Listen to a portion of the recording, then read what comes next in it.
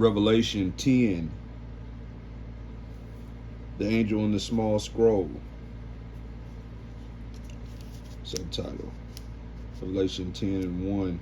Then I saw another mighty angel coming down from heaven, surrounded by a cloud, with a rainbow over his head. His face shone like the sun, and his feet were like pillars of fire. And in his hand was a small scroll that had been opened. He stood with his right foot on the sea and his left foot on the land. And he gave a great shout like the roar of a lion. And when he shouted, the seven thunders answered. When the seven thunders spoke, I was about to write, but I heard a voice from heaven saying, "Keep secret what the seven thunders said, and do not write it down." Then the angel I saw standing on the sea and on the land raised his right hand toward heaven. He swore an oath in the name of the one who lives forever and ever, who created the heavens and everything in them, the earth and everything in it, and the sea and everything in it. He said, "There will be no more delay. When the seventh angel blows his trumpet, God's mysterious plan will be fulfilled. It will happen just as he announced it to his servants, the prophets." Then the voice from heaven spoke to me again. "Go and take the open scroll from the hand of the angel who is standing on the sea and on the land." So I went to the angel and told him to give me the small scroll. "Yes, take it and eat it," he said. "It will be sweet as honey in your mouth, but it will turn sour in your stomach." So I took the small scroll from the hand of the angel and I ate it. It was sweet in my mouth, but when I swallowed it, it turned sour in my stomach. Then I was told, "You must prophesy again about many peoples, nations, languages, and kings."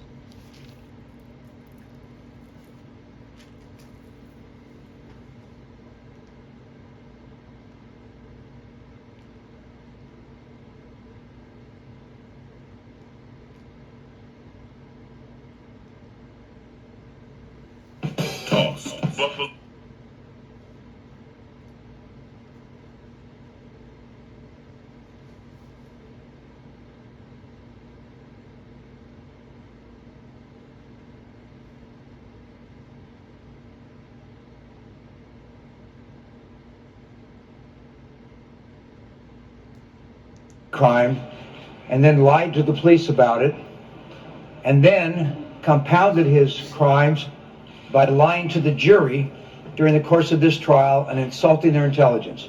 That's what I told the jury in my closing argument. With the resounding verdict we just received from this jury after one day of deliberations, in which they found Mr. Smollett guilty of virtually all charges of doing exactly what we said he did, of reporting a fake crime to the Chicago Police Department as a real crime. That verdict was a resounding message by the jury that in fact Mr. Smollett did exactly what we said he did. And what I think is important about this verdict is that a lot of you from Chicago know that it was a couple years ago when the court system came to me and wanted me to become special prosecutor because there was a feeling that things that had happened in the past, that there never was a public trial, and that this controversial events that occurred regarding Mr. Smollett and what he did to this city and what he did to the Chicago Police Department never had a chance to put it in front of a jury and let a jury decide, after hearing all the evidence, whether what Mr. Smollett was right or wrong, because it's very controversial. I agreed to do that because I felt it was also important for the Cook County judicial system to get a trial. Whether we won or lost the trial was not the issue. What was the issue is that what Mr. Smollett had done in this city should be aired in front of a public trial where all the evidence that comes out, all the talk on social media may or may not be true, but the true facts, I thought, needed to come out, and we did it. And we became special prosecutors, and the rest is history. We've now won this case, and I want to point out that there's an enormous effort was put in when I agreed to take the special prosecutor role. That meant that my law firm became special prosecutors, and the men and women around me right now in the last 2.5 years have worked so hard to develop the evidence, present it to a grand jury, go through a pandemic, wait to get a trial, which we wanted. And finally, in the last 10 days, these lawyers have had a chance to present this evidence to a jury, and we've come away with the jury agreeing that they should have heard the case, and in fact, he was guilty. Thank you very much. Questions? Can you just confirm for everyone what that sixth charge that he found not guilty of?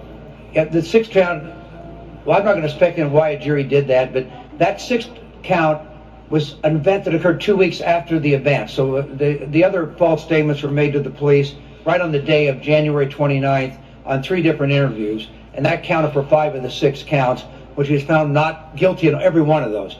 The sixth count was 2 weeks later, on February 13th, at a police station, and it may be because it was after the event. I don't know what the reason was. It wasn't that significant to our case, and has no impact on the case whatsoever. Yeah, it was. Yeah. So the answer is yes. You're right. It was the aggravated battery, which means that there has to be a mask, and we charged that because the police officer testified that that's when Smollett told the police officer he was a mask. But whatever the reasons are, this jury, by the way, this jury worked so hard, and for Mr. Smollett to get up in front of them and lie for hours and hours and hours, that really compounded his misconduct. And quite frankly, when I saw that happen in the courtroom, at least for me, as a trial lawyer that spent my life in the courtroom, we don't expect defendants to do that. Defendants have a right to go to trial. Defendants have a right to argue that their case has not been proven beyond a reasonable doubt. But defendants do not have the right to go in front of a jury and lie under oath. Mr. Smollett would not have lost this case, as he did today, unless the jury found that he lied to them. And so that was something that I was very proud that this jury came to the conclusion that he's guilty, and the fact that he came up with a completely ridiculous story to explain his misconduct did not apparently have an impact on the jury's verdict. How does perjury charge be handled at this point? Pardon me, I'm sorry? How do you handle that? That is perjury. How do you handle that at this point? Well, first of all, I don't know the answer to that question. I will say that over the years, if someone is convicted in a court of law by a jury, normally follow-up perjury charges do not normally occur. That's just the way it is. But I'm not going to predict what's going to happen here. We just got the verdict 30 minutes ago, and let's see what happens. Any disappointment in not getting all 6? No, I mean, I don't. I mean, look, the fact that you put in 6 counts or 16 counts, when someone is found guilty of 5 out of 6 counts, it has no impact on our case whatsoever and is insignificant. Why do you push for vindication for the Chicago Police Department? So I would like to, that's a good question. Thank you for asking the question. You heard me in my closing argument. I talked to them about what I said into my closing argument is that for Mr. Smollett in this city, with this police department, to have reported this crime on January 29th, you saw what this city did. A lot of times people say, well, police officers sweep things under the rug. This police department responded by absolutely testifying in this trial that they took it seriously, they believed he was the victim of a crime, and they worked so hard for the next...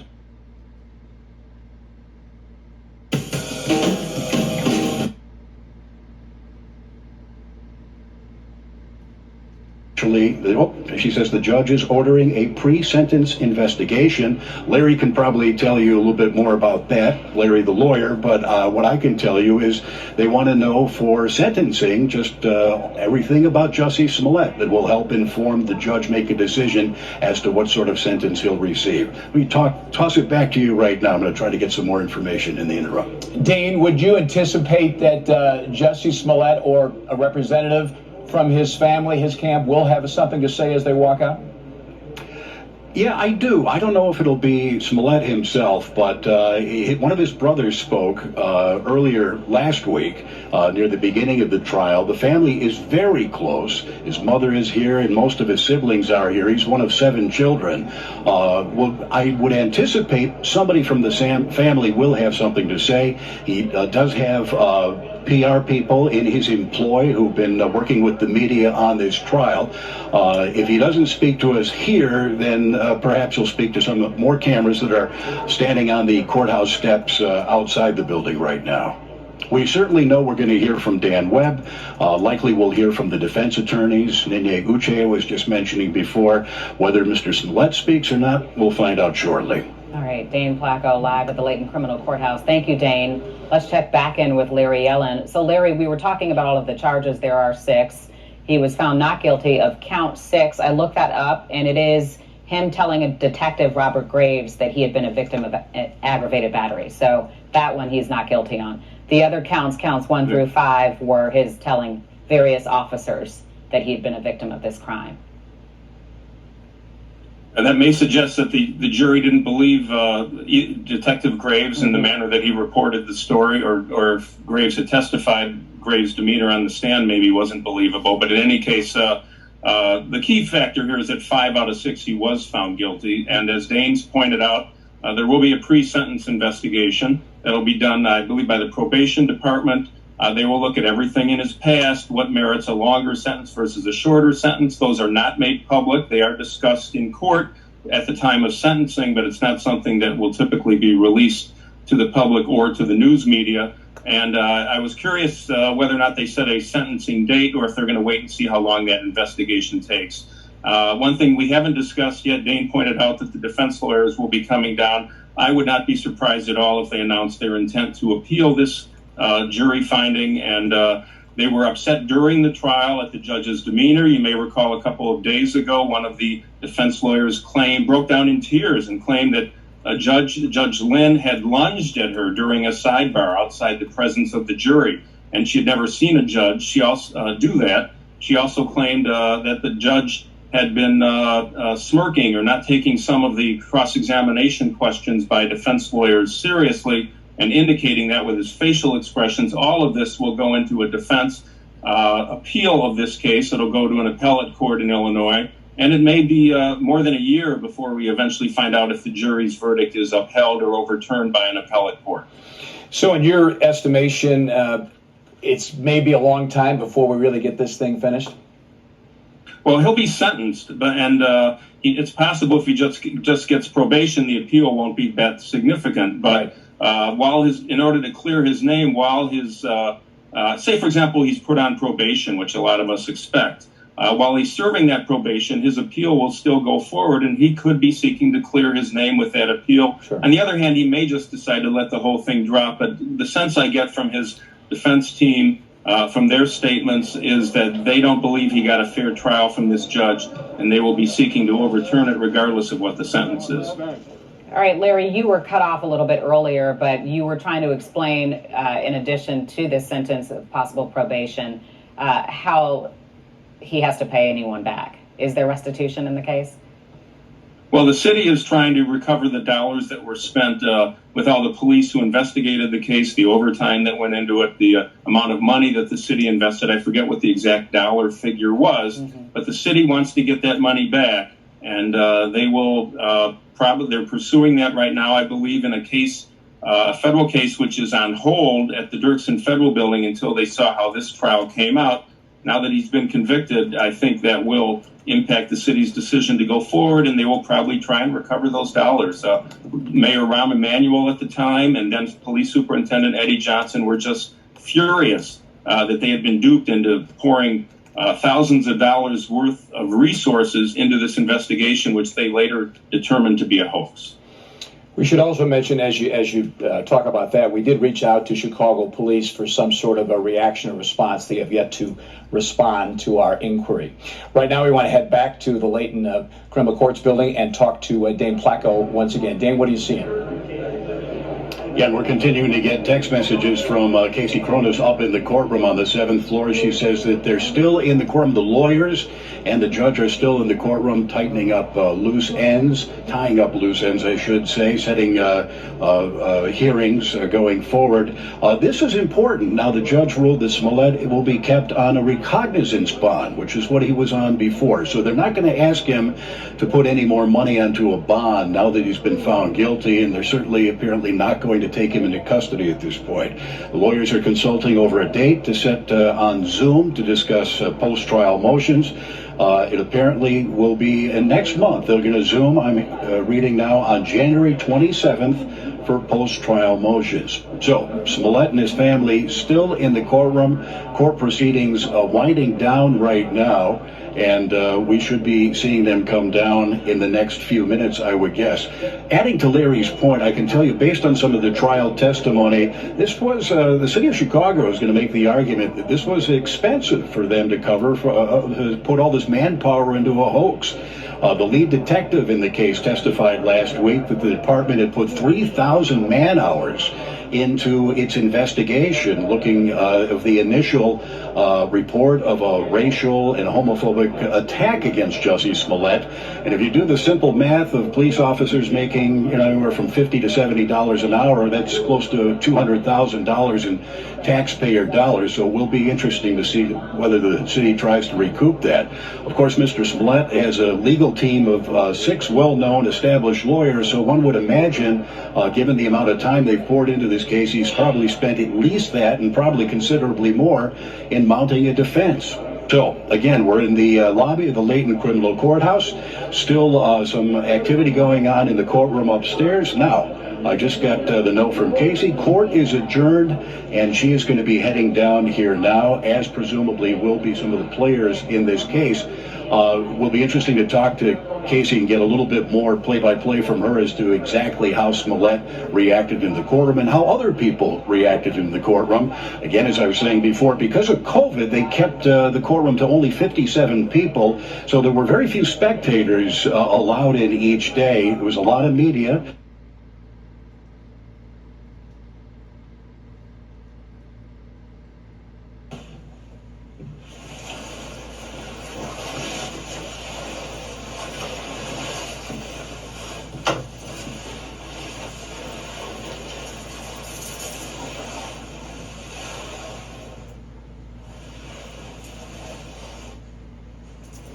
You evil ass motherfuckers all over the earth, you invested all of your energy and consciousness and money.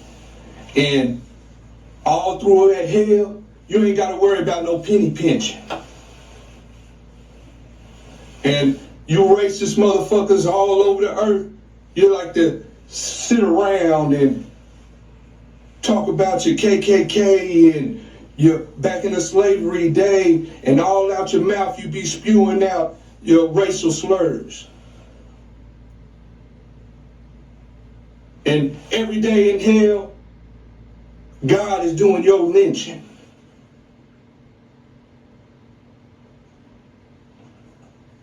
You thought you knew what was going on in your existence, and that hell is a whole different dimension.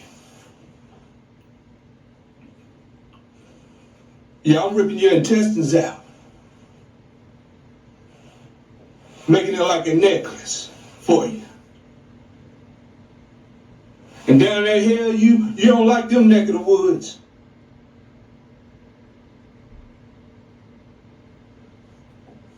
Check this.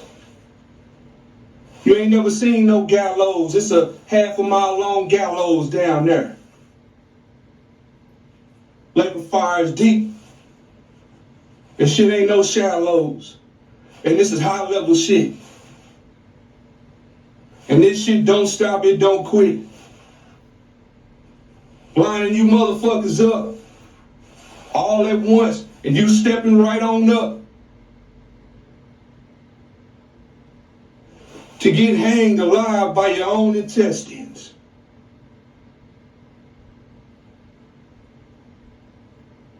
And I'm watching hundreds of you motherfuckers shivering and shaking, legs spinning, demons and monsters laughing and grinning. And when I'm down there, while you doing all that, I'll electrocute you.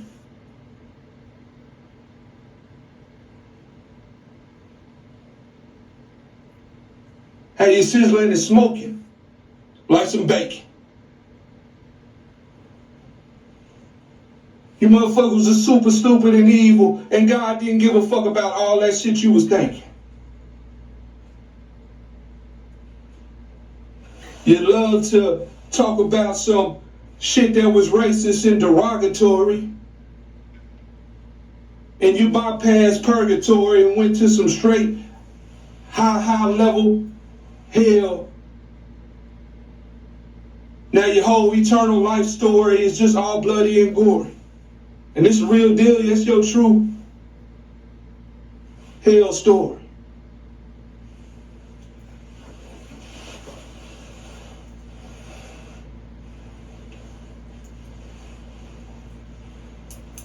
And all you DAs and judges and motherfuckers is part of the justice system.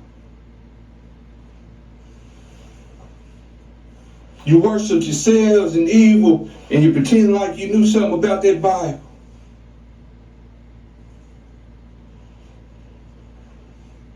I'm telling you a whole bunch of excruciating pain, and there's a whole bunch of it right there in Revelation in that Bible.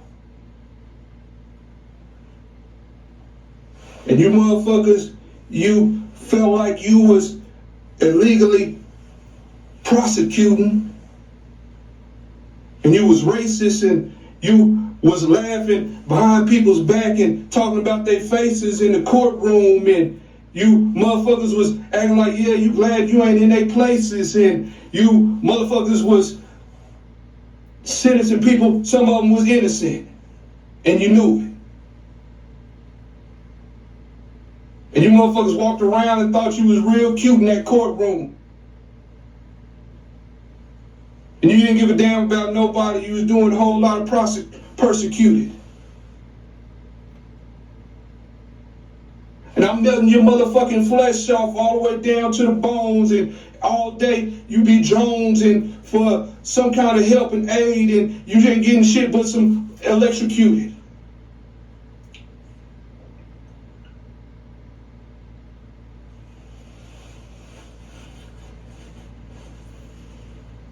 And since you pretended like you didn't know what that Bible meant, but you knew what motherfucking sucking on a pepper meant, and you knew all about some government, and you read a whole bunch of them law books and thought you knew all about the laws and the crooks.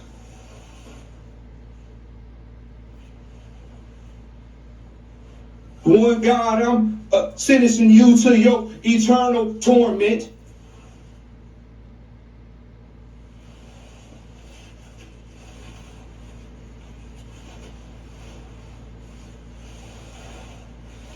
And all you motherfuckers that thought you was running a government and a nation and an agency, you thought you was an entrepreneur, a CEO, and motherfucker, I'm the G.O.D., and you wasn't never no president. Hell is, you are a motherfucking eternal resident. Ain't gonna be no divine aid and no help for you, and ain't gonna be nothing down there heaven sent.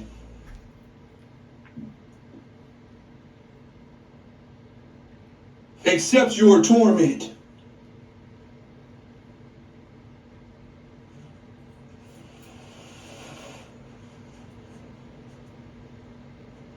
You motherfuckers thought you looked so good, like you was gonna have anything you wanted just by how you look, and you motherfuckers down there in hell, you're raggedy and tattered, and you're looking like Harvey Dent. Two faces. And I come down there in motherfucking hell, and I pull out a physical double-edged sword, and I diagonally cut your face in half and make it a two faces.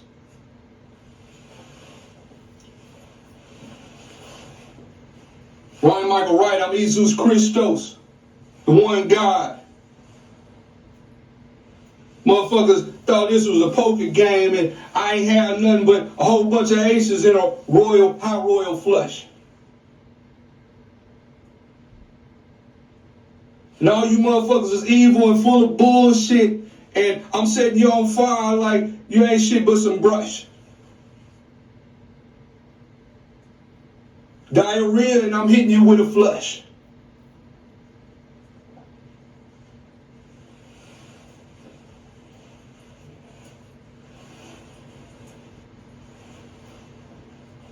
And there's levels in hell. You ain't know what a level was. Thought you knew something about some levels on some of the world's tallest skyscrapers.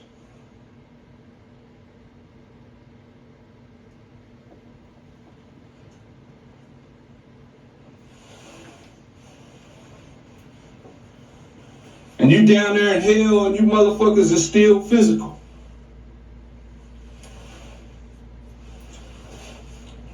You racist motherfuckers and DAs and motherfuckers, them demons down there, they be getting real physical.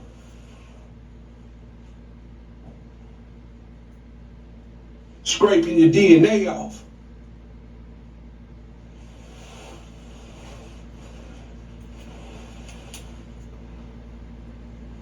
And you motherfuckers was perverts and rapists and evil and didn't believe in no God and worshiping the devil.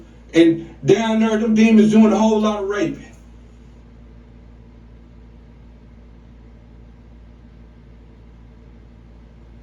And there ain't no survival kit, let alone a rape kit.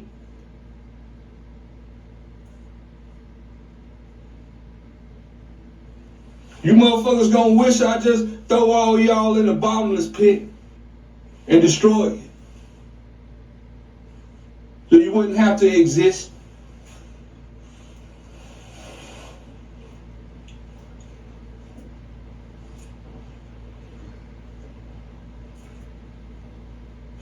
And you still got bodily functions down there. So you're sitting in a whole lot of your own shit and your own piss.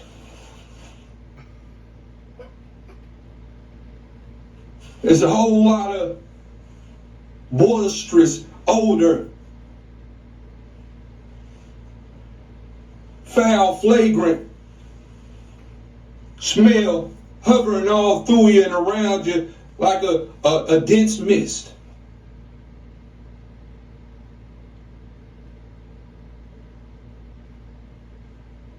And this is what I'm saying. I've been all down through hell and I done seen it, done it, and I'm just telling you some replaying.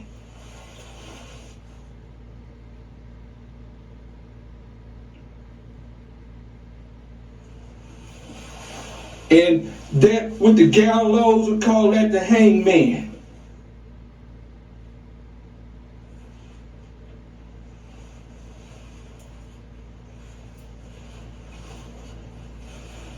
And you motherfucking racist motherfuckers are talking about some fraction of this and that, and you motherfuckers is like a stick figure, and motherfucking demons and monsters with you, they playing a hangman.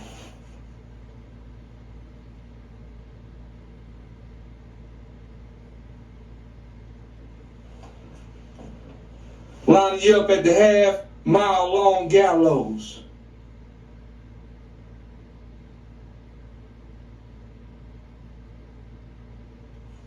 After they done hanging, next line of you motherfuckers step right on up.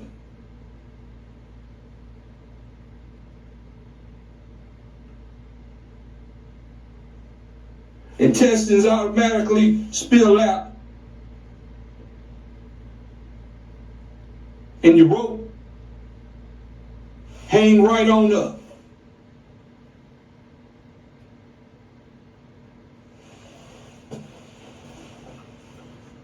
Jesus Christos, I am the Lord God Almighty. My cup of wrath, I'm pouring out the cup.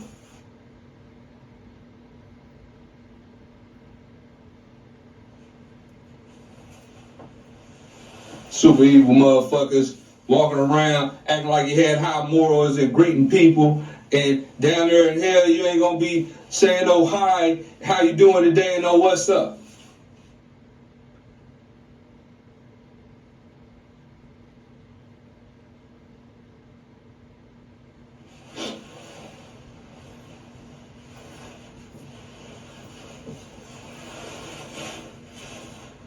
motherfuckers is a crying, low down, dirty shame.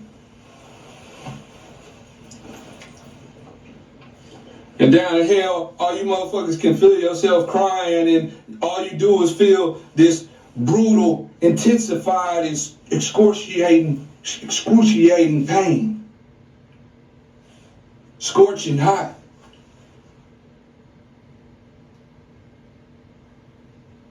You didn't really believe in God, of course, you're not gonna ever get out of hell.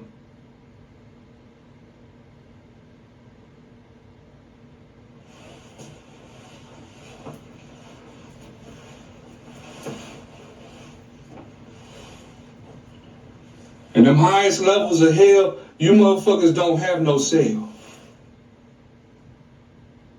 So all you jailers and your courtroom justice system motherfuckers, you don't wish you could just sit in a cell.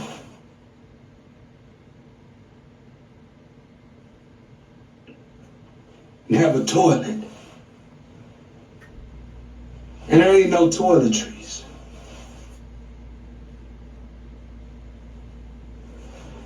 You motherfuckers, that hell, you don't know nothing about them neck of the woods. There ain't no trees.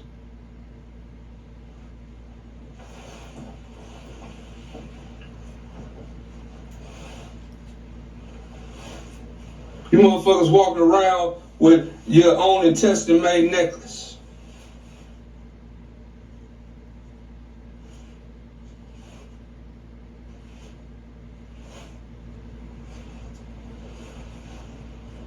And you same motherfuckers are lined up at a half a mile long guillotine, lay yourself down, and then you'll go necklace.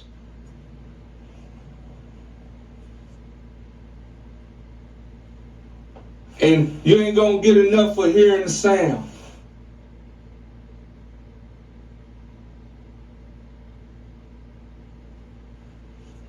Them demons will glue your head back on top.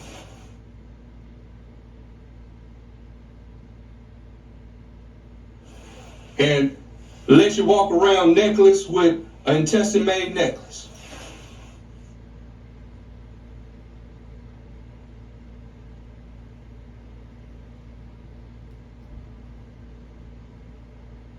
You walked around in your evil fantasy land pretending like you didn't know what this existence was about.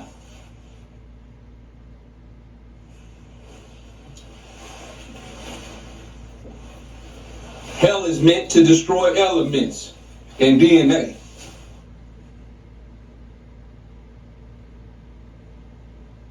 You being brutally murdered every day, and there ain't no forensics to do no tests of DNA.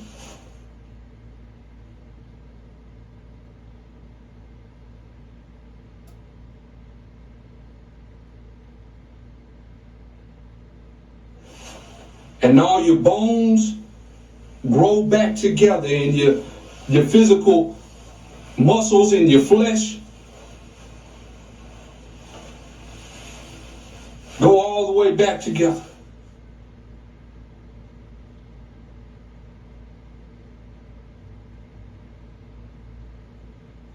And then here we go again. You motherfuckers wasn't worried about a sin. See, you motherfuckers did a whole lot of evil, and a whole lot of y'all even played like you're a little bitch ass weasel and believed in God.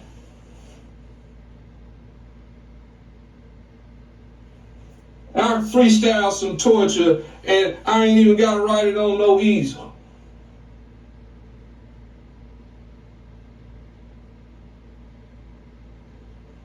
Hire monsters packing a gun and shoot you in the face and torture.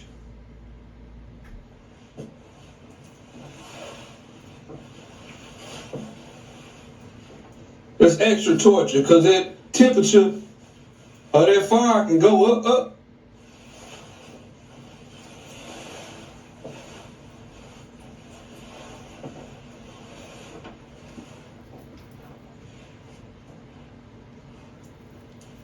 The texture of your body is feel like curd.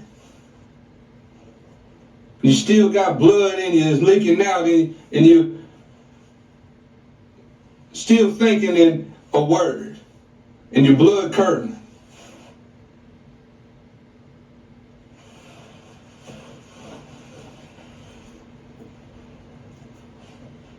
Blood spewing out your mouths, and you being squirtling.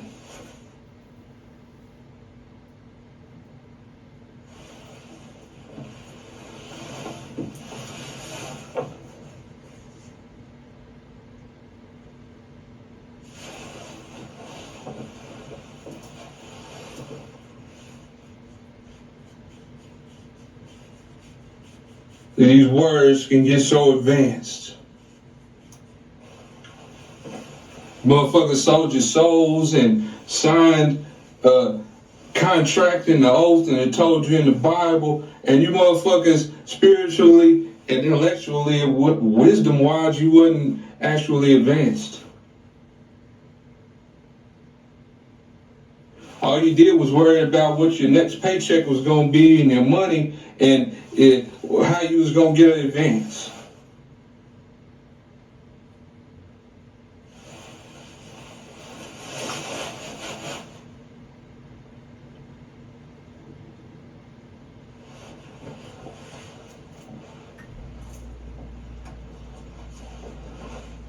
And you call the courtroom and the dope game in the streets, you call this shit a game, and you call shit the law game, and you thought you was so cold and good at it.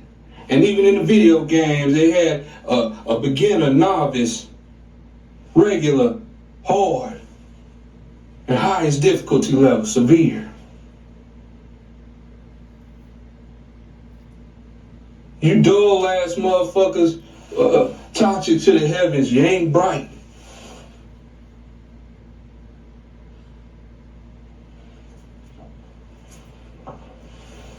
And down in hell, you ain't doing no accomplishments except all of your fears. Ain't no accolades. No emergency aids. No ambulances.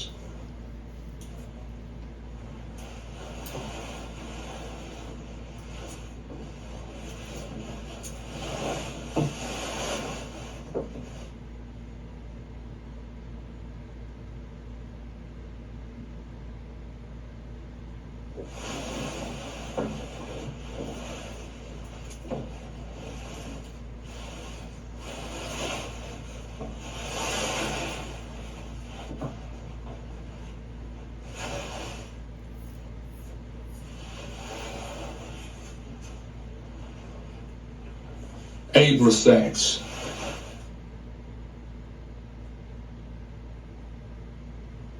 I am who I am, the same YHWH, Jesus Christ, real name Jesus Christos. That wrote Genesis through Revelation, the Acts.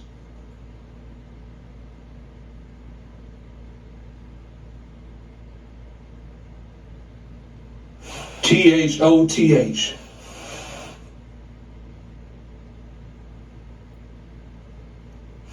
Died on the cross to save as many souls as possible. All the evil motherfuckers, of course, I can say it over and over because they lost.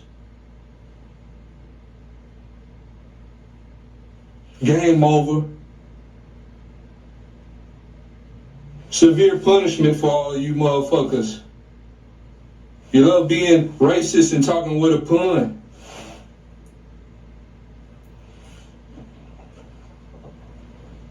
This the ish I meant.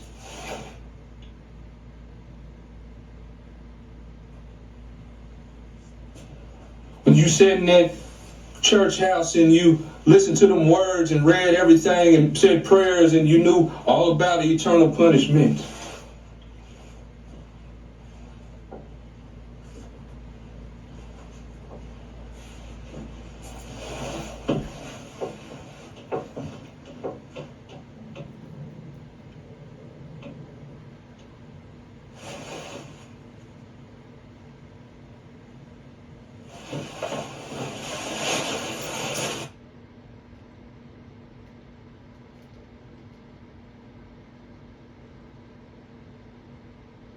team.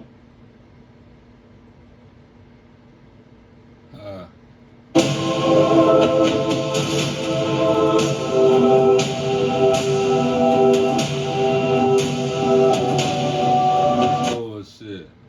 I don't never know damn new world order. If I had common sense, do that with Babylon. Fake ass shit.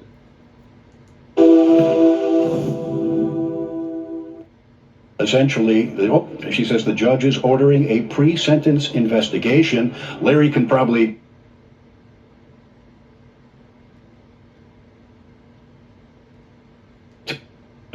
investigating this, what now appears to have been a hoax, according to the jury. And the other interesting element is that the case received nationwide attention, and the city felt it had been embarrassed by Jussie Smollett's allegations. And as a result, I think they're going to push forward, and they will try and recover the costs of the investigation. As Dane pointed out, we haven't had a great deal of discussion about the politics here, but this case was originally, the charges were originally quietly dismissed against Jussie Smollett a couple years ago, very quickly. And at the time, the state's attorney said it was handled like any other case. He was given credit for his time for a few hours of community service and was released without any guilty plea at all. And that's what upset a lot of people. Kim Foxx took a lot of criticism. People believed it might affect her chances for re-election, but Kim Foxx did win the re-election for state's attorney in Cook County. But in the meantime, this whole process was taking place in the background, where there were complaints from the public that he had not been sufficiently prosecuted. There was a lot of anger that there was no guilty plea in the original dismissal of the case, and eventually it was decided that a special prosecutor should be appointed, and that's how Dan Webb ended up in the case. Dane was pointing out that the prosecutors are on one side of the building and the courthouse is on the other side of the building, the older side. What's interesting is that Dan Webb really doesn't have any place in that building. He's a special prosecutor, just like the prosecutor who was brought in from Kane County to try the case involving Laquan McDonald. And so here you've got two high-profile cases where the Cook County State's attorney was not involved. Instead, it was special prosecutors who were brought in, and in both cases obtained convictions. All right, Larry, stand by. We're going to ask you a few more questions, but we want to check in with Dane Placco because he's now joined by Casey Cronus, who has been in the courtroom, so she can give us an update on what Jussie Smollett's reaction was there at the Layton Criminal Court building. Hi, Casey. Tell us what you saw. Yeah, as we were in the courtroom, Jussie Smollett really did not have a reaction. He was quite stoic the entire time the verdict was being read. The judge did ask everyone in the courtroom to just kind of control their emotions, as is typical in a trial like this. So really not a peep from the courtroom, not a peep from family members. Jussie really having a very still look to his face the entire time that verdict was read. Really no reaction. Any reaction from his defense attorneys? Because I noticed yesterday during closing arguments, they were facially expressing themselves quite a bit when they heard something they didn't like from the other side. Yeah, that's true. They've been a bit expressive. One of the defense attorneys, she did look upset with the verdict, understandably. They did ask the judge to speak off the record for a private conversation once court was adjourned, so the attorneys did go back into chambers. They're still upstairs right now. As far as we know, Jussie himself and relatives are also still upstairs. Were they still in the courtroom, or were they out in the hallway outside? In the courtroom. They had not left the courtroom just yet. Special prosecutor and his team were also in the courtroom. So was the defense. One of the defense attorneys going up to the bench once that verdict was read and the jury was released, asking to speak about an issue. She said there was an issue they wanted to address off the record. The judge said that court was adjourned, and that's when the attorneys and the judge went back into chambers. And to describe the scene in the courtroom, it's a fairly large courtroom, as we were saying before. Several rows of old wooden benches, mostly filled with media. But the front row on the right side was all Jussie Smollett's family and a couple of his supporters. You say that when the verdict was read, you didn't see them react in any way. A lot of them were looking straight ahead, trying not to really give off much of a reaction, it seemed. Again, the judge did say, you know, to control their emotions, if they needed to step out of the courtroom, but really very quiet. I mean, not a peep from the family or from Jussie himself. The only thing we did hear Jussie say was when the judge asked if he understood, he said, I do understand. Any reaction from any of those parties on the not guilty verdict?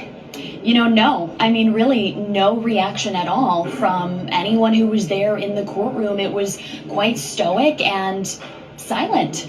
So we hope to hear from his team as they head down and perhaps get a better idea of what's going through their minds. Okay, again, we're waiting for everybody to come down from the courtroom, hoping to hear from Mr. Smollett himself.